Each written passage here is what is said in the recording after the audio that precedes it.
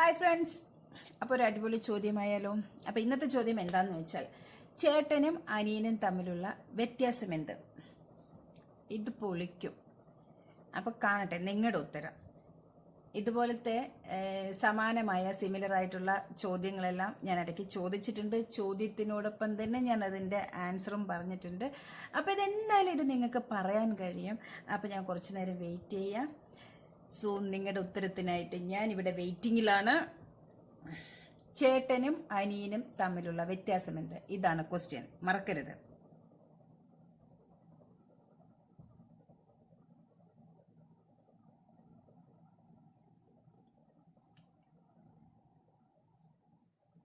കണ്ടുപിടിച്ചോ? അപ്പം അതിൻ്റെ ഉത്തരം എന്താന്ന് പറഞ്ഞാൽ, ചേട്ടനും അനിയനും തമ്മിൽ എന്താ വ്യത്യാസം? വയസ്സ് തന്നെ വ്യത്യാസം, വേറെന്താണ്? അപ്പോൾ ഓക്കെ, ബൈ. അടുത്ത വീഡിയോ ആയിട്ട് നമുക്ക് വീണ്ടും കാണാം. അതുവരേക്കും ടാറ്റാ.